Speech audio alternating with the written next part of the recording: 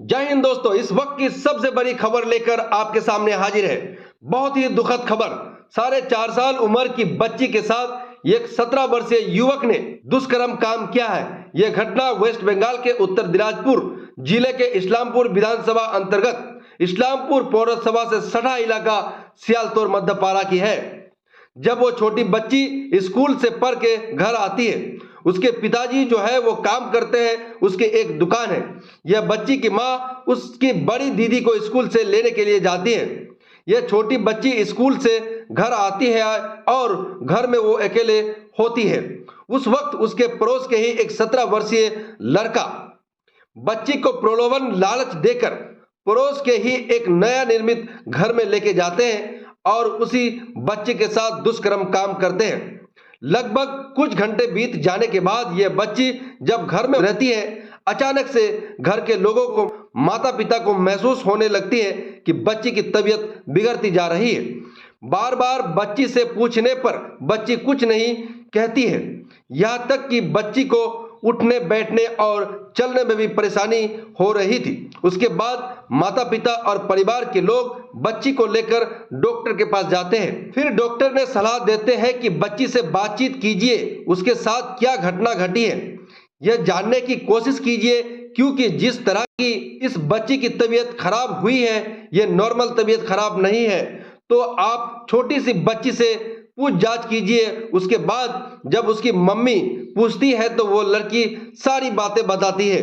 पड़ोस के ही एक 17 वर्षीय युवक ने उस लड़की को लालच देकर एक नवनिर्मित घर में उसके साथ दुष्कर्म काम करते हैं और किसी को ना बताने के लिए धमकी भी देते हैं। आज जो है इस बच्ची को इस्लामपुर के एक सुपर हॉस्पिटल में भर्ती कराया गया तथा परिवार द्वारा इस्लामपुर थाने में लिखित अभियोग किया है।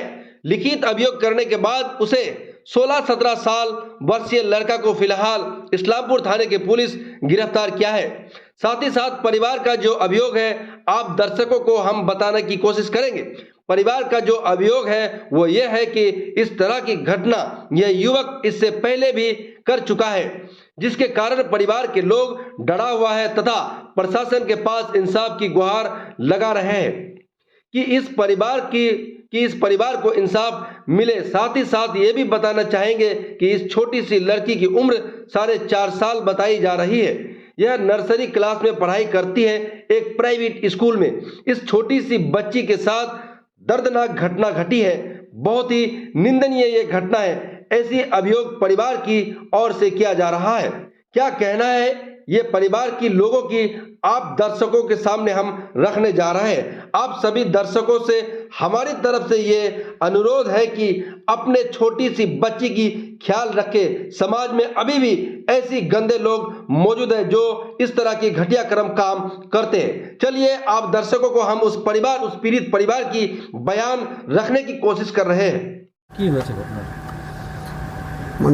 घटनाटा आमी तो बाड़ीते छिलाम ना, तो আমার মেয়েটা হলো স্কুল থেকে আসার পরে ওই পাশের বাড়ির ছেলেটা ওকে জোর করে নিয়ে গেছে, নিয়ে যে পাশে নতুন একটা বিল্ডিংয়ে ওই নতুন বানাচ্ছে ওখানে নিয়ে কি খারাপ কি কাম করছে। করার পরে মানে মেয়েটা আমার বাড়িতে এসে কান্নাকাটি করছে, কাউকে কিছু বলে না।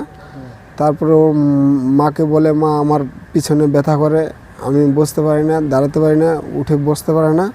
তারপর ওর মা ওকে নিয়ে ডাক্তার কাছে গেল। তো ডাক্তার বলছে যে না, এটা অন্য কিছু না, বাচ্চাকে জিজ্ঞাসা করো কেউ কিছু করছে।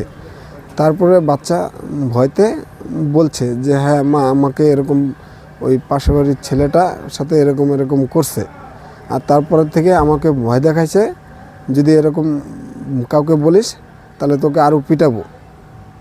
তারপর ও আর ভয়তে কালকে কিছু বলেনি, আজকে সব ওর মাকে বলছে। কালকে নিয়ে গেছিল নাকি? হ্যাঁ, কালকে স্কুল থেকে আসছে 12টা সাড়ে 12টার দিকে। তারপরে এই ঘটনা। বাড়িতে কেউ ছিল না? বাড়িতে আমার ওয়াইফ গেছিলো বড় মেয়েকে আনতে, আর ছোট মেয়েটা বাড়িতে ছিল। বাড়িতে তো ছিল না কেউ, বাড়ি ফাঁকাই ছিল। সেই সুযোগে নিয়ে গেছিল নাকি? হ্যাঁ। কোথায় নিয়ে গেছিল বাচ্চাটা? ওই বাচ্চাটাকে পাশের বাড়ির ছেলেটা, মানে একটা বাড়ির পাশে ওখানে একটা নতুন ফাঁকা বিল্ডিং ছিল, ওই বিল্ডিংয়ে নিয়ে গেছে, নতুন করে বানাচ্ছে। সেই বাড়িতে কেউ থাকে না? না, ওই বাড়িটা নতুন করে বানাচ্ছে, এখন ওই বাড়িটা কমপ্লিট হয়নি। আপনার বাড়িতে কেউ ছিল না সে সময়? না, তখন বাড়িতে কেউ ছিল না। বলছি এখন এই মুহূর্তে আপনারা থানায় কমপ্লেন করেছেন? হ্যাঁ, থানায় কমপ্লেন করে আসছি। ওই ইয়ে কি লিখিত অভিযোগ করেছেন? হ্যাঁ, লিখিত অভিযোগ করা হয়েছে। কাউকে পুলিশ কি ধরেছে, গ্রেফতার করেছে? হ্যাঁ, যে ছেলেটা এই কাজ করছে শুধু ওকে উঠাই নিয়ে আসছে, কিন্তু ওর সঙ্গে ওর কাকা কাকি সবাই জড়িত আছে। আগে পাশে গ্রামের আশেপাশের এরকম 2-1টা বাচ্চার সাথে এরকম করছে, তখন গ্রামের লোকজন ওকে বলছে ওর কাকা কাকি যে আমরা কিছু করতে পারবো না, যা করার তোমরাই শাসন করে দেবা। এরপরে এই বাচ্চাটা আর শোনে না। তো লাস্টে আজকে আমার মেয়ের সাথে যখন এরকম হয়েছে, আমি চাই যেন আর কারো সাথে এরকম না হোক, কিন্তু ওর কঠিন শাস্তি চাই। আর আমার পাশে যেন এরকম কোনো ফ্যামিলি না থাকে, আমি সরকারের কাছে এটাই আবদার করতে চাই, ও যেন আমার পাশে না থাকে। কারণ আমার তো আশেপাশে বাড়ি তো কম, আর আমি, আমার ওয়াইফ, আমার 2 মেয়ে, আমার বাড়িতে ওরকম ছেলে নাই যে থাকবে বাড়িতে। কারণ ওখানে আমি তাহলে কীভাবে থাকবো, কার সাহায্যে থাকবো ওখানে আমি? ওই ছেলে যদি ওখানে থাকে তাহলে আমি কীভাবে বাঁচবো? তাহলে হয়তো আমাকে সুইসাইড করতে হবে। আজকে আমার 4.5 বছর মেয়ের বয়স, আজকে আমার মেয়েটা যদি 10-12 বছর বয়স হতো তাহলে কীভাবে বাঁচতাম আমি? বাচ্চাটা কোথায় আছে এখন?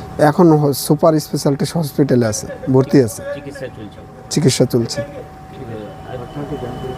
কি করে ঘটনাটা জানলেন আপনারা যে বাচ্চাটার সঙ্গে এরকম দুষ্কর্ম হলো? আজকে ঘটনাটা জানতে পারলাম, মানে বাচ্চাটা কান্না করতেছে, মানে উঠে দাঁড়াতে পারতেছে না। ওর মা বলে যে ওকে ডাক্তারের কাছে নিয়ে যাব, চলো। তো ডাক্তারবাবুর কাছে নিয়ে যাওয়ার পরে বলছে না, এটা এমনি কোনো প্রবলেম নেই, কিন্তু বাচ্চাটা কোথায় কিছু করছে। তারপরে বুঝতে পারবেন। হ্যাঁ, তারপর ওর মার কাছে বাচ্চাটা নিজেই সত্যি কথা বলছে। ও তো ছোট। ছেলেটার নাম কি? ছেলেটার নাম শুভঙ্কর পোদ্দার। ওর কি পাশেই বাড়ি, আপনাদের বাড়ির পাশেই বাড়ি? হ্যাঁ, আমাদের পাশেই বাড়ি। কোন এলাকা এটা আপনাদের? আমার বাড়ি হলো শিয়ালতর মধ্যপাড়া। কোথায় পড়ে, কোন গ্রাম পঞ্চায়েতে এটা? গুঞ্জিরিয়া গ্রাম পঞ্চায়েত। কি চাইছেন প্রশাসনের কাছে, কি এখন চাইছেন আপনারা? প্রশাসনের কাছে এখন আমার আশেপাশে ভাই আছে, দাদা আছে, তারা সবাই যেটা ভালো করবে।